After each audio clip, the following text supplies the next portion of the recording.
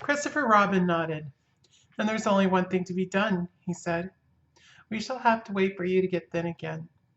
"How long does getting thin take?" asked Pooh anxiously.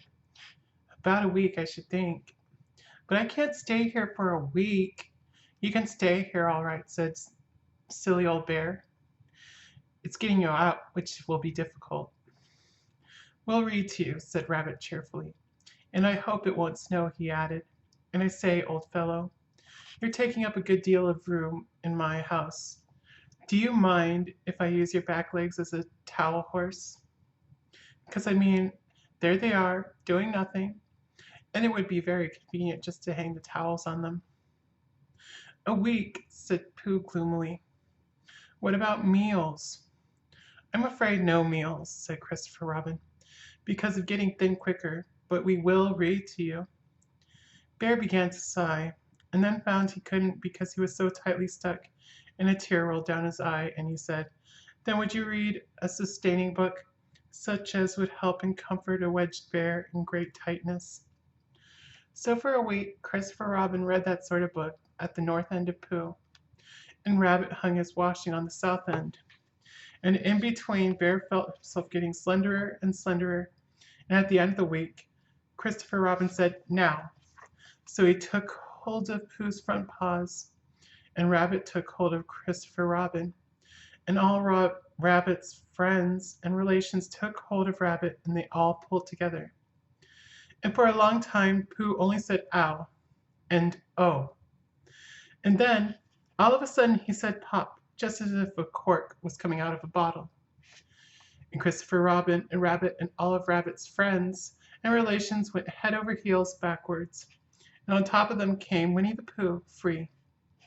So with a nod of thanks to his friends, he went on with his walk through the forest, humming proudly to himself. But Christopher Robin looked after him lovingly and said to himself, "Silly old bear." Chapter 3, in which Pooh and Piglet go hunting and nearly catch a woozle. The Piglet lived in a very grand house in the middle of a beech tree, and the beech tree was in the middle of the forest, and the Piglet lived in the middle of the house. Next to his house was a piece of broken board which said "Trespassers W" on it. When Christopher Robin asked the Piglet what it meant, he said it was his grandfather's name. It had been in the family for a long time. Christopher Robin said you couldn't be called Trespassers W, and Piglet said yes, you could, because his grandfather was, and it was short for Trespassers Will, which was short for Trespassers William, and his grandfather had two names in case he lost one: Trespassers after an uncle, and William after Trespassers. "I've got two names," said Christopher Robin carelessly. "Well, there you are, and that proves it," said Piglet. One fine winter's day, when Piglet was brushing away the snow in front of his house, he happened to look up, and there was Winnie the Pooh. Pooh was walking around and round in a circle, thinking of something else, and when Piglet called to him, he just went on walking. "Hello," said Piglet. "What are you doing?" "Hunting," said Pooh. "Hunting what?" "Tracking something," said Winnie the Pooh very mysteriously. "Tracking what?" said Piglet, coming closer. "That's just what I ask myself. I ask myself what?" "What do you think you'll answer?" "I shall have to wait until I catch up with it," said Winnie the Pooh. "Now look there." He pointed to the ground in front of him. "What do you see there?" "Tracks," said Piglet. "Paw marks."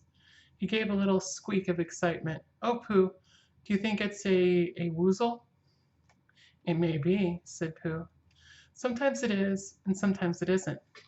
You never can tell with paw marks." With these few words, he went on tracking, and Piglet, after watching him for a minute or two, ran after him. Winnie the Pooh had come to a sudden stop and was bending over the tracks in a puzzled sort of way. "What's the matter?" asked Piglet. "It's a very funny thing," said Bear, "but there seems to be two animals now. This whatever it was has been joined by another whatever it is, and the two of them are now proceeding in company. Would you mind coming with me, Piglet, in case they turn out to be hostile animals?" Piglet scratched his ear in a nice sort of way, and said that he had nothing to do until Friday, I would be delighted to come, in case it really was a woozle. You mean in case it really is two woozles, said Winnie the Pooh.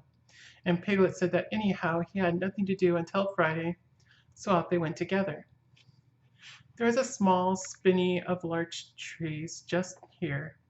It seemed as if the two woozles, if that is what they were, had been going around this spinney. So round the spinney went Pooh and Piglet after them. Piglet passing the time by telling Pooh what his grandfather Trespasser's W had done to remove stiffness after tracking, and how his grandfather Trespasser's W had suffered in his later years from shortness of breath and other matters of interest. And Pooh, wondering what a grandfather was like, and if perhaps this was two grandfathers they were after now, and if so, whether he would be allowed to take one home and keep it, and what Christopher Robin would say. And still the tracks went on in front of them. Suddenly, Winnie the Pooh stopped and pointed excitedly in front of him. "Look!" "What?" said Piglet with a jump, and then to show that he hadn't been frightened, he jumped up and down once or twice in an exercising sort of way. "The tracks," said Pooh. "A third animal has joined the other two."